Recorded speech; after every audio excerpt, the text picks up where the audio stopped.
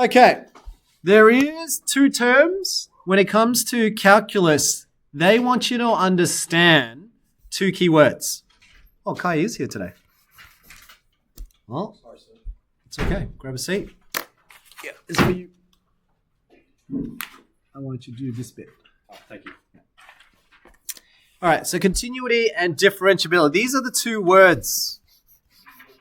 When you see, often they want you to prove if it's continuous or whether it's differentiable. So I'm going to write here continuous, write it down. Continuous, question mark, or differentiable, question mark. Okay? Now, a quick way to understand continuous, which I'll go through soon,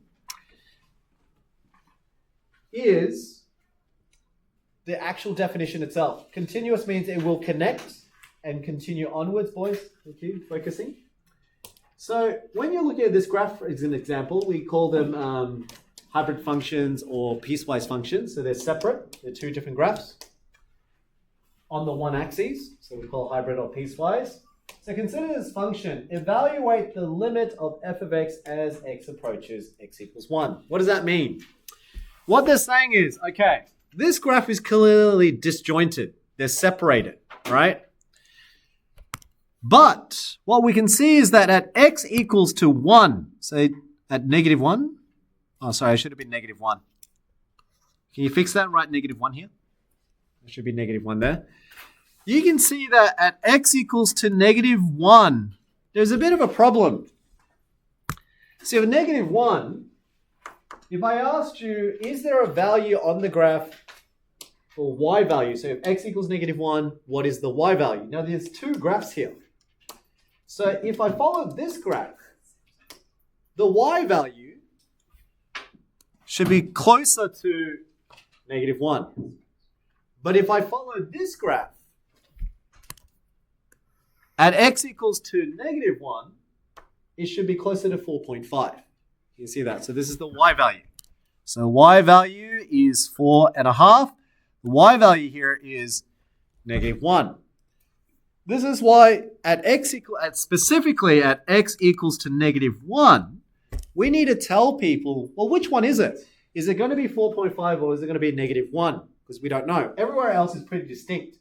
It's only at x equals negative 1, there's two possible answers here. Which is why those notations, open circle and closed circles, matter. So at x equals negative 1, because this is closed circle, this would imply that f of negative 1, we will say it's 4.5. Okay, so far it makes sense. It means that at x equals negative 1, good, I've got a number. At every other x value, I've got a number for y values. At every other x value that's less than negative 1, I still have a y value as well. It was just that x equals negative 1 that had a question mark, okay?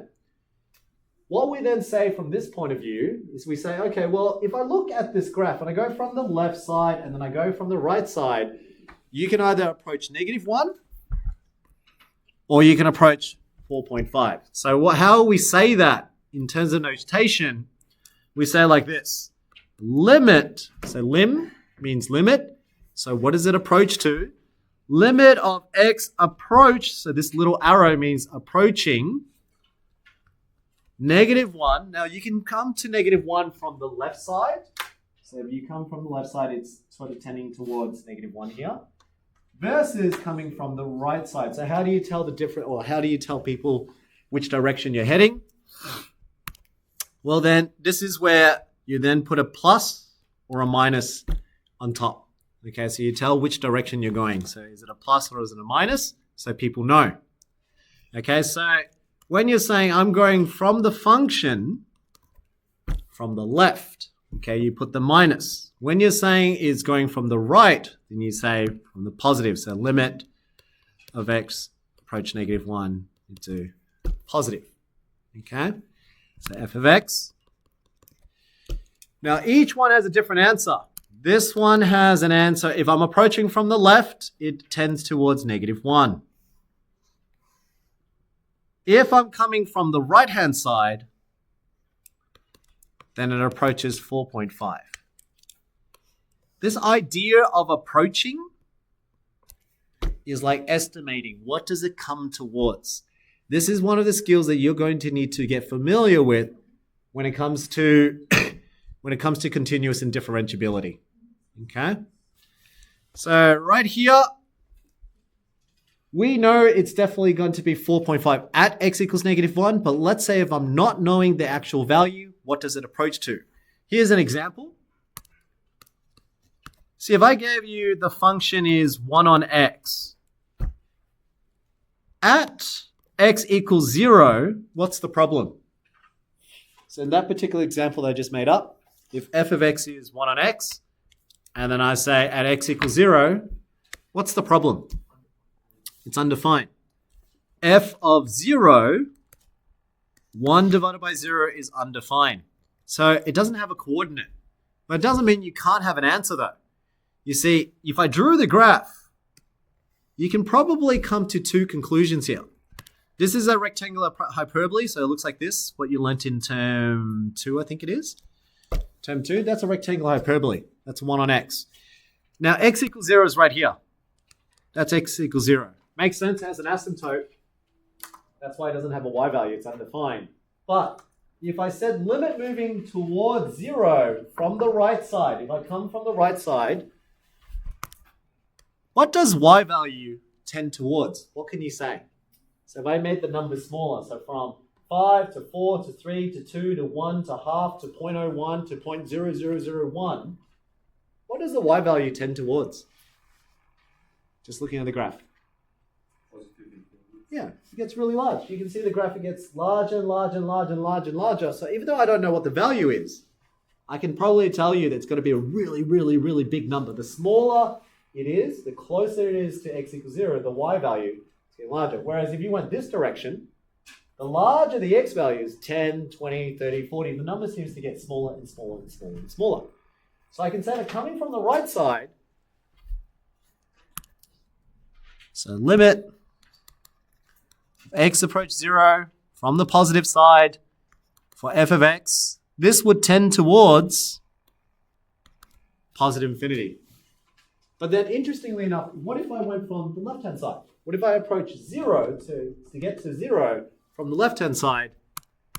You can see now, whoops, I should make it smaller, maybe that one. If I approach from the left-hand side, what would the y values tend to? So as I go, starting from very negative, so -10, the number's very small. But as I get closer and closer, what's happening to the y values? It's becoming negative infinity. So this one is now approaching limit of x approach 0 from the negative side for the function is approaching negative infinity.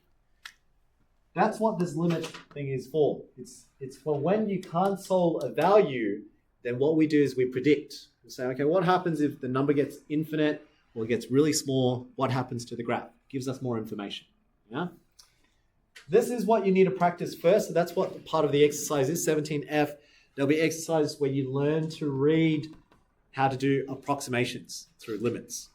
Okay? Now, key takeaway. If this whole limit notation is getting a bit confusing, that's okay. You technically don't really need to know it. It's pretty intuitive. But if it's not really a key skill that you truly need. Okay? The skill that I want you to learn is actually learning how to find continuity and differentiability. Okay? This is just the preliminary stages of it. So here's an example, just so that you get used to, if you're practicing using limits, this is how we do them. Let's have a look at this one. I'm going to zoom in on this one. These are just some properties. Just in case, it's kind of like your derivatives. You can split up the limits, kind of like your surd rules and all that. You can split it up times. You can take things out. But we're going to do this one. Limit of x approach a. This is a function we cannot see. We do not know. Okay? Actually, why is it a? Should have been... Oh, I should have changed it to an actual value. That's it. Make it -1. Can you change that to -1? And what should this one be?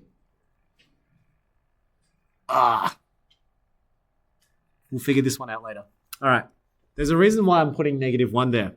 Because what I'm trying to do here is, if you sub in x equals to -1, what's the problem? It's going to be undefined. That's the whole point. We use limits when you can't get a value, right? So, okay, we don't know what the graph looks like because that looks pretty nasty. But I know if I sub in -1, it's not going to work.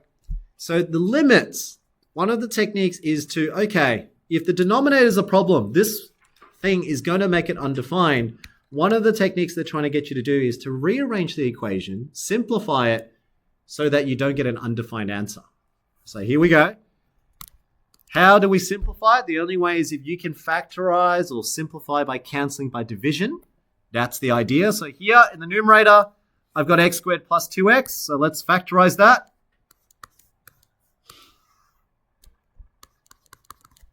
X squared plus 2x plus 1 is just x plus 1 and x plus 1, which is convenient. X plus 1 divided by x plus 1 cancels out. And this changes your equation to now x plus 1. So if I follow what I can see there, it says limit of x approaching -1 for x plus 1. What can you say now? So x is a number. If it gets closer and closer to -1, either whether you go from a negative direction or positive direction, or you can even sketch this graph to visualize it. But as this is getting closer to -1 and you add 1 to it, what do you think the answer is going to tend towards? What will the number become? So as you get closer and closer to -1, and then you add 1 to that. 0. You can see this if you actually sketch it, but what I'm getting you to do is just to look at the algebra to it. If this is getting closer and closer to -1, so let's just say it is -1 then. -1 plus 1 is going to be 0, right? But you can also see it visually. If you sketch the graph, x plus 1 is just the linear graph, y-intercept at 1. Okay? And as x approaches -1, which is over here, you can see whether I come from the left or whether I come from the right, the y values get towards 0 visually. And you can also see that algebraically. But if you did it before, it didn't work. Okay? If you did it before, that will give you an undefined, and unless you can sketch this graph fully, then you'd be able to see what it would approach to. But by simplifying it, we can now sort of come to a conclusion that this graph, when it approaches -1, this whole entire thing should tend towards 0, not undefined. Does that make sense? Okay, so this is one of the key skills to work with. Why is this a problem? It's because I didn't type in the number, but if I had to figure it out, I'd have to figure out what number will make this 0. Is what I'm trying to do. So let's figure it out. I'm going to just factorize the denominator to see what number I was meant to write here that I didn't put in. X squared plus 5x, so x, 7 and 2, positive 7 minus 2. So you could have chosen, it could have been approaching 2 or -7, one of the two. So let's do 2. Let's change that to 2. So x approaching 2 would have been a problem. Let's now factorize the top. So the top is what? 3x and x. And we want, is it 5 and 2? Does that work? 5, no. 2's over here. And 5's over there. Yep, that works. 2, 5, 6, -6 plus 5. Yep, that works out. Cool. All right. So you can see here, if x approaches 2, if you subbed it in directly, it would have been undefined. So what we do is we need to simplify this expression. So here we go. By factorizing both top and bottom, I can see x minus 2 divided by x minus 2 cancels out. You end up with limit x approaches 2 for 3x plus 5 over x plus 7. You can sketch that graph on a CAS, or you can look at it algebraically. If x is tending towards 2, we can see that it becomes 3 times 2, And that's 2 there. So this now becomes 3 times 2 is 6. 6 plus 5 over 9. 11 on 9. So I can say that the graph will approach, likely, it's going to approach 11 on 9. This is 17F. Okay, this is practicing limits. If you're getting what I'm saying, fantastic. If you don't, it's not a really big skill. Usually it's only 1 mark, usually a multiple choice question. And you'll practice more of this in year 12 as well. So it's not a big thing that I'm trying to get you to do. I'm just trying to get you to understand the approaching. Yep. Can we write it as an equal sign, or do we have to still, do we have to write an arrow that it approaches 11 over 9? No, you can write an equal signs. The only thing that I should have mentioned here is when you're doing limits, you must, here I was meant to write limit x approach 2 here as well. As soon as you evaluate it, then you take off the limit. Does that make sense? So this one, if you're still working out where it approaches, you must have that line. So technically I'm meant to have over here limit x approaching 2. But as soon as I evaluate it, that's when you take off the limit. And then it becomes an actual value. Okay? All right, so that's 17F. If you want to practice a few more of those skills, that's just factorizing, simplifying. But the key thing I'm really looking for today is 2 keywords, continuity and differentiability. Very easy concepts. Okay, the first one's really easy to do. I'll show you how it's done. Flip over the page. Here we go. There is a formal definition for it. And in the formal definition, if you want to follow it mathematically, that's why I needed to teach you what limits was. This is the mathematical definition.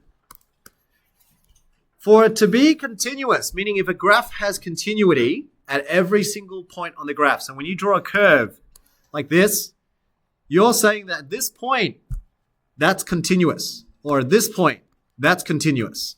Right? And it just basically follows those 2 conditions. Here's your 2 conditions.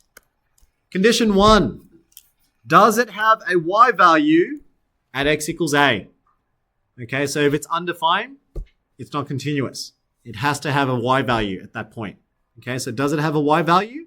So write in your notes if you don't know what that actually means. F of x is defined at x equals a. This just means, is there a y value at that point? Okay, if there's a y value, it's defined. Second one. This is where learning what this limit means. So if there was a y value, the second condition says, all right, well, what if I approach from the left and right, so limit of f of x approaching that value, does it actually equal the same as the first condition? Okay, I'll say that again. First one was, does it have a y value? Take that off, condition 1. Condition 2 is, okay, well, if you have a y value, if I approach left and right, is it the same y value as the one you got in the first condition? That's what the second question is. Why is this important? Have a look at this graph. The very first one. Is that graph continuous, meaning does it connect all the way, or is it discontinuous, meaning is it disjointed? Is this graph disjointed or continuous? Logically. Discontinuous. If you had to look at it, can you see there's 2 parts to it? So we can already see it's discontinuous. But where was it discontinuous? Where did I separate the 2 graphs?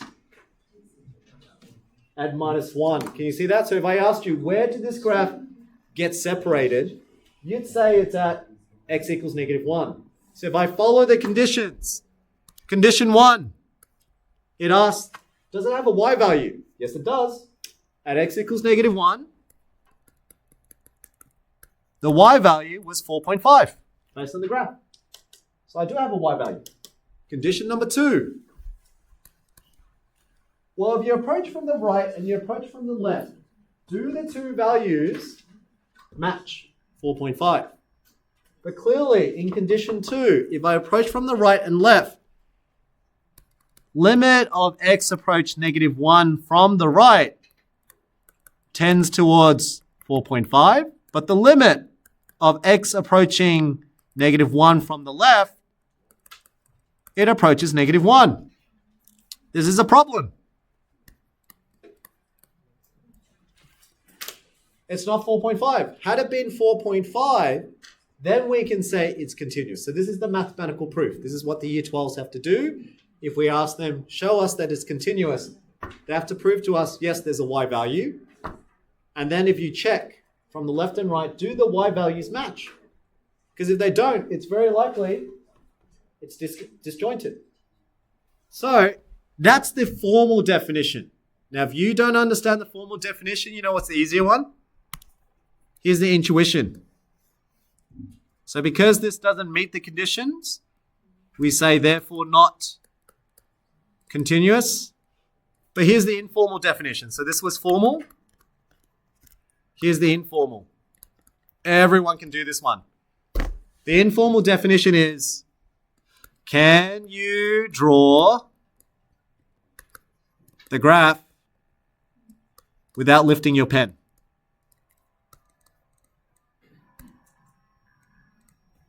Oh my God. Lifting. Because that's pretty much on an intuitive sense. You all knew that was disjointed. And part of it is that you can see this, the graph is separated. But logically, the informal definition is if you cannot draw this graph without lifting your pen, that means off the paper, then it means it's discontinuous. Okay, so here I have to draw all the way here, let go, connect here, and then draw. That would be discontinuous. So when we ask, is it continuous or discontinuous graph, you can then say where. So you'd say, I had to lift my pen at x equals -1. So we say at -1, it is not continuous. So I'd say not continuous at x equals -1. Okay? So far, does that make sense? So on a graph, you can visually tell when it is continuous and when it isn't. It's just whether the graph connects nicely. Every single dot point connects smoothly. Okay? Now you might ask, well, why did I need to know continuity? Because that's pretty obvious, right? Continuity is one of the criteria to check if it's differentiable. So you can't test this. You can't test differentiability without knowing what continuity is. So a graph needs to be connected for you to find differentiability. If it's not connected, it's not differentiable. Okay, so I'll say that again. Not connected equals not differentiable. Now, just to break it down, because you guys might ask, what is differentiability? What are you finding when you're finding the derivative or you're differentiating a function? What are you finding again? Gradient of a tangent line. So if you're saying it's differentiable, you're saying it is possible to find a gradient. If I say it's not differentiable, it means you can't find a gradient. So what scenarios is it where you can't find a gradient? Here are very obvious points. So I'm showing you on an intuitive sense here. If I draw a graph like this, every single point you can draw a tangent line, right? So that point is differentiable. So this point, differentiable. But notice it's continuous as well. That's why every graph, in order for you to have a tangent line, it has to be continuous, right? So it's continuous and it's differentiable at that point. But when is it not differentiable? Here's the logic.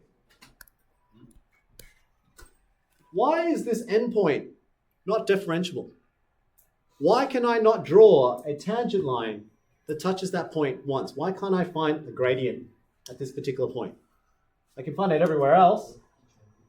Why can't I draw a tangent line here? Anyone got a reasoning? Because then I'll show you the mathematical proof to it. Why can't I draw a tangent at endpoints? That's one of the key things. Endpoints equals not differentiable, meaning you can't find a gradient of a tangent line. Why is it not differentiable? Hands up if you have an inkling. Why is endpoints not differentiable? It's one of the key rules that we tell year 12s, and some of them just memorize it. Why isn't it possible? I can do it here. Here's my tangent line. What's wrong with here? Why can't I do this?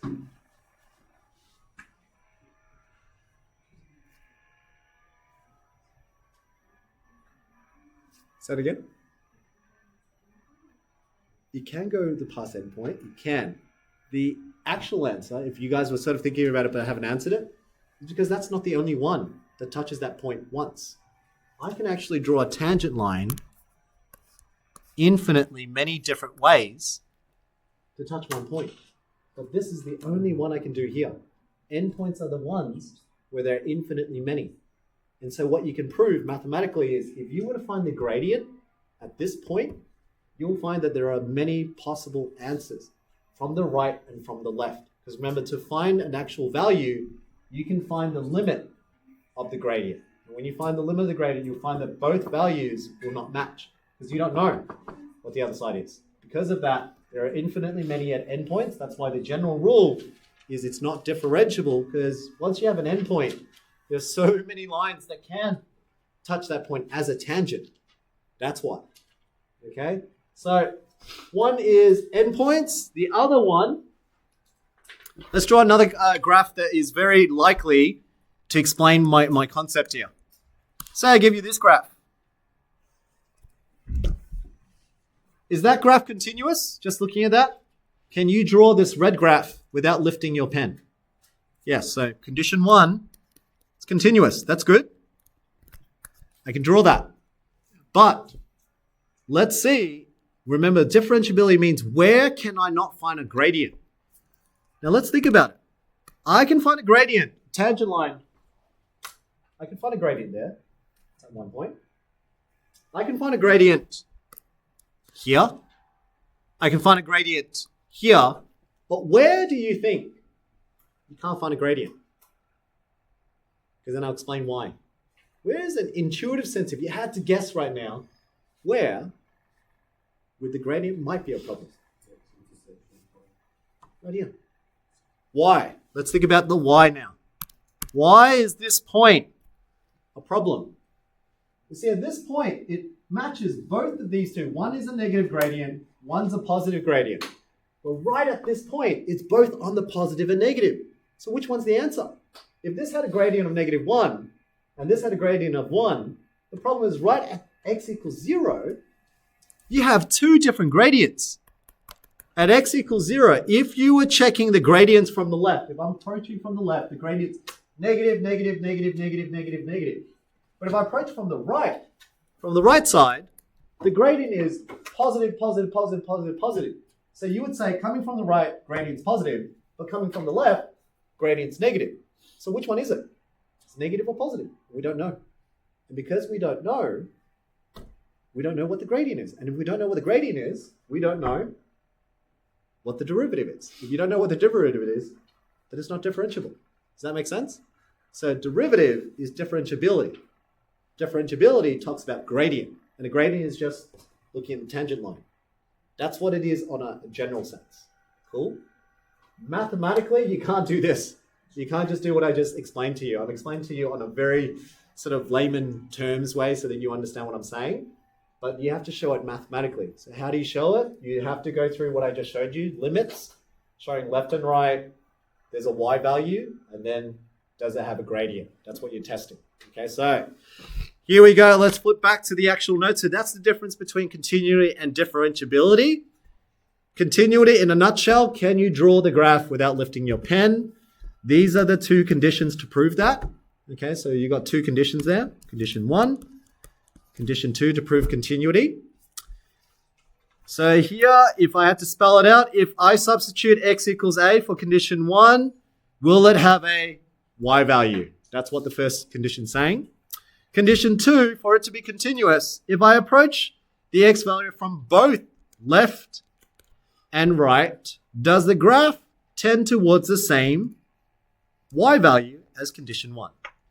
That's the mathematical proof to show that it's continuous. Why do you need continuous? Because you need that for differentiability. Okay? So, let's look at this one. Look at example 2. Is the first one A, continuous or discontinuous? Was that Numafi? Okay, discontinuous. Where though? Where does it break? At 1. So you can see here, this is where at x equals 1, you can tell intuitively I would have to lift my pen off at 1, at x equals 1, do a dot, and then continue on again. Right? But if you were to prove it, you'd have to go through these two conditions. So does that have a y value? Yes, it does. But if you tested both left and right, they'll come to different values. Okay, so you come from the left, that approaches 2 or 3, and then you go from the right that approaches 3 or technically 2. Okay, so this is discontinuous. Same thing, what about B? Is this continuous or discontinuous? It's discontinuous. Okay, so you'd say it's discontinuous at this value at x equals -1. It's also discontinuous at x equals 1. You can also tell here it is discontinuous at, what's this one? At x equals 1. Okay, so you can already see y value was 3 for this one, but if you approach left and right, it approaches 2, so limits don't match. This one, you can already see y value is at 2, but if we go left and right, one approaches 2, the other one approaches negative infinity. This one, at x equals 1, one approaches 1, and the other one approaches 2. So all the limits are broken. So every one of them is not continuous. I'm going to do not C. Okay? And really, you only need the not C continuity just for differentiability. That's all you're doing it for. Okay? All right. You can have a go with example 3 later, but that's the definition of continuity. We're now going to do differentiability, which is the key part to take away for 17F and 17G. Here we go. Let's go to the next page. You can do example 3 later. Flip over. All right. Differentiability.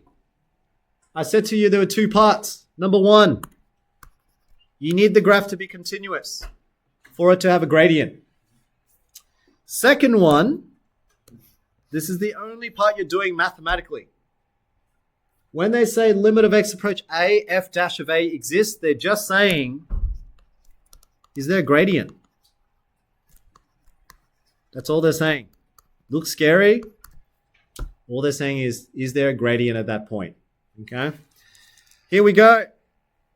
If a function is differentiable, then it is,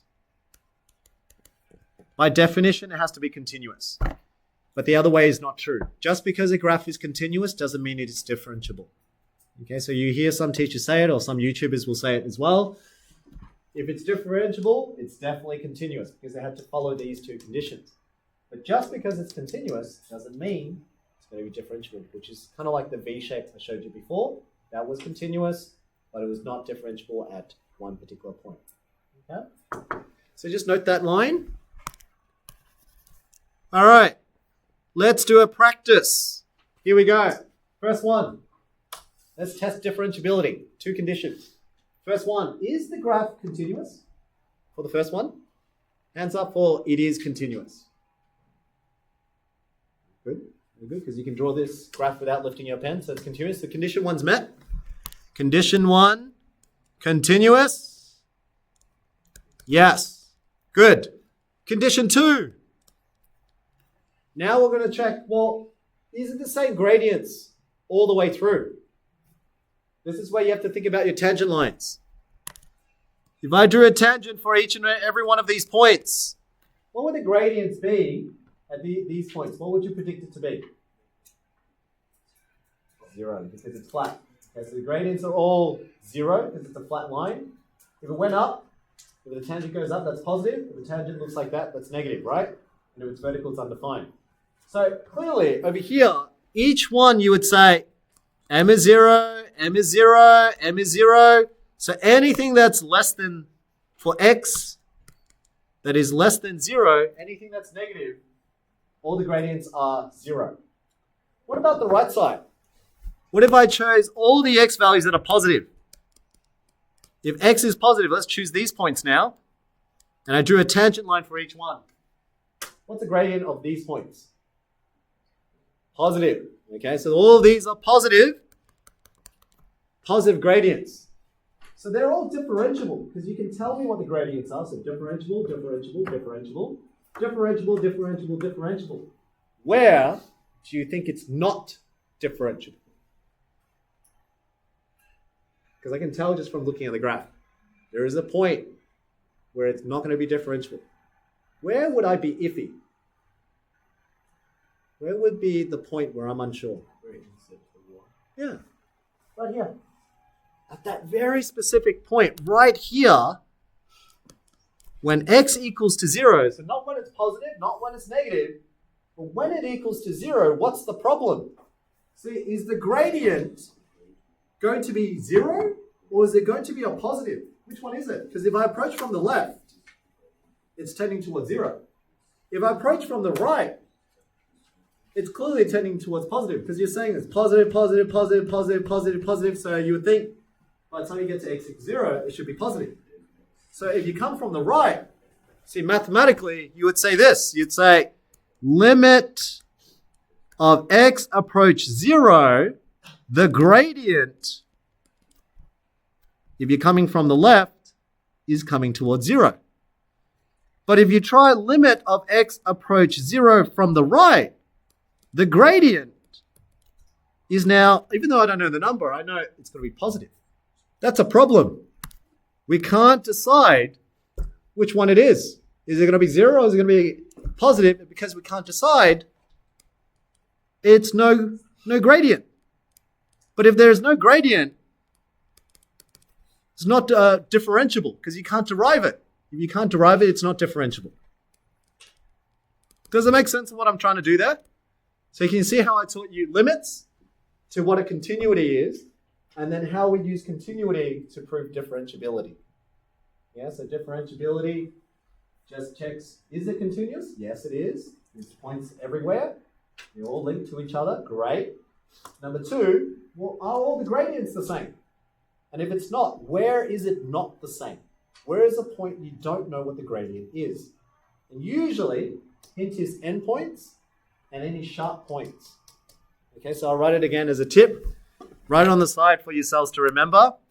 Not differentiable. Condition 1 endpoints is hints, or 2 sharp points. Why sharp points? Because it means the gradient changes so fast that it becomes very obvious. So like this one was like 0, suddenly becomes positive. That's a big hint. So any sharp things is usually a hint that it's not differentiable at that particular point. Okay, so endpoints and sharp points is the way to look when you're looking at a graph. Have a look at the second one. Let's go through the conditions again. Condition 1, is the graph continuous? Hands up. If the second graph is continuous. Hands up. Good. Okay, so that is continuous. You can draw the graph without lifting. So condition 1's met. Condition number 2. Are the gradients all the same at every single point?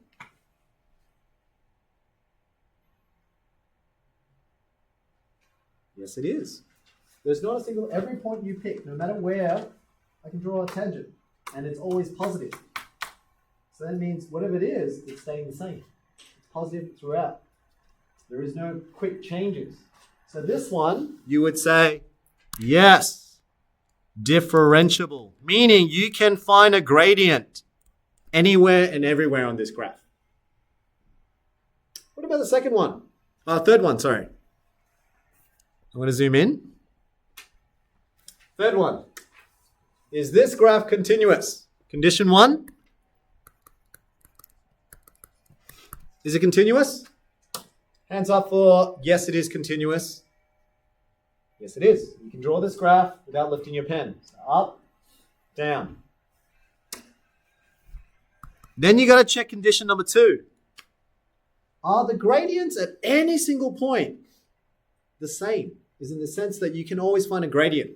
Or is there a point that you can see that you're not sure about a gradient? Because you just need to make sure you can find a gradient at any point you pick. Where's the point that you're not sure about the gradient? Because there's a point that I can see where I know the gradient is a bit of an iffy. Where would it be? Intersection point again. And like I said, any endpoints or sharp points. See that point right there? Why is this point a problem? So that point, that's when x equals 0. So all the other points are fine. Every other point I can find a gradient. I can find a gradient of a tangent. I'm pretty sure it's positive, positive, positive, positive, positive. Over here, every point is negative. So every time I draw a gradient tangent line, you can tell this is positive, this is negative. So that means these are fine. Any ones that you're very confident that the gradient's positive, negative, or 0, that's okay. The only part that I was unsure is this one. Why is this one a problem? It's because I can see this is becoming positive, positive, positive, positive, positive, positive, and it's always positive. Whereas this one is negative, negative, negative, negative, negative, negative, negative. It almost feels like it should be negative. So which one is it? Is it going to be negative by the time you get to x equals 0? Or is it positive by the time you get to x equals 0? And because you're unsure, that's a problem. That means you don't know what the gradient is. And if you don't know what the gradient is, that is the point where it's not differentiable at x equals 0. Everywhere else is fine. That's the only point that's a problem. Okay, so it means when, this is for next year, when you sketch the gradient graph, you can't include x equals 0. That's for next year. But does that make sense so far? So that's all I wanted to teach today was continuity, differentiability. Each one has this sort of like own understanding of what is continuous, what is differentiable, and then what's limits. So you have to understand how to do limits-ish, just looking at it roughly. Then continuous, how do you prove it? Formal and informal definition. Differentiability is the only one that I usually have to repeat to my students to say, well, what does differentiability do? You're finding the gradient of a tangent line. If you can't find it, it's not differentiable. You can find the gradient, then it is differentiable. Okay? There we go. We finished this session there, and that's pretty much all the calculus knowledge you need for the SAC next week. Your CAS calculators, for those who aren't familiar and haven't been using it, here's some shortcuts that you can copy down. If you press the shift button, so shift, now derivative, you usually minus the power rule, you minus the power by 1. So if you do shift minus, it gives you a template for the derivative. So you can do x, so delta x, and then you can say x squared. Derivative x squared, 2x. If you want to do antiderivative, another short way of doing it is shift plus. Why plus? Because, you know, the antiderivative rule, you can add the power by 1. Now, it gives you this. Notice how you have those two templates where you have a little spot here and a little spot there? This is definite integral, which I haven't taught you, 21b. To get rid of that, press delete, press minus, or just go backwards. Yeah, so press delete. And then it brings back to just integration. So this is indefinite integral. So I'll show you it again. I delete it. If you go shift plus, it gives you definite integral, which when you learn that will be good. But since we're doing indefinite integrals, just press minus or delete. Once you press delete, let's do antiderivative of x cubed. Remember, always has to have dx. Add the power by 1 divided by the power plus 1. Yeah, so it should give you 1/4 of x to the power of 4. What do you have to remember when you do indefinite integrals? What is it missing? Plus c. So you have to have a dx when you write this, and you have to make sure there's a plus c. Okay, it's for indefinite integrals. Make sure to have a plus c. What's another thing that you might like? 18a. Tangent lines and normal lines. You can actually do it on a CAS. Go to menu, calculus. And if you look carefully, notice number 9 and A, you can actually find the tangent line and normal line. So exercise 18A, you can type it all on the calculator. Here's an example. Type tangent line, type the function. So it could be x squared. Let's say I want to know what the equation of the tangent line is at x equals 1. You do x squared, comma, x equals 1. Press enter. That's the equation. 2x minus 1 is where the tangent line will cross at x equals 1. So if I had to show you visually on Desmos so that you can understand what I just said, so let's do Desmos. Here you go. I'm saying y equals x squared looks like this. That's x squared. What I'm interested in is at x equals 1, at this point, what's the equation of the straight line? 18a, that's what you were doing. You were working that out by hand. Now, I just did it on my CAS, and it said it was y equals to 2x minus 1. Look at that. See, that's the tangent line that touches the curve exactly at x equals 1. That's what you worked out. Okay, you can do that for the perpendicular line as well. If you do menu, calculus, normal line, that's the perpendicular line. You can do normal line, x squared, comma, x equals 1. That's the equation, so that you get a perpendicular line. So 3 over 2, y equals 3 over 2 minus x over 2. There you go. Look at that. Nice 90-degree line. The green line. Okay, so with your CAS, you can find tangents, you can find normal in one shot. Cool, so they'll be useful for multiple choice questions, usually in the exam. In your case, you don't have multiple choice applications, but that will save you some time instead of doing it by hand. All right, team, I think that's all in terms of CAS knowledge. Everything else you can learn to define, solve, interpret. Practice finding stationary points, maximums with your CAS, so that you're more familiar with defining and all that. But it's a lot to take in. And it's unfortunate because we had a lot of missed sessions so far, especially next week. Next week would have been really good if I was around. So if you have any questions next week, especially Tuesday, Wednesday, just put on Teams to me. And when I come back from the excursion and have some time, I'll make some videos to respond to you. Okay, just preparation for next week on a Friday. Cool? Stop the video.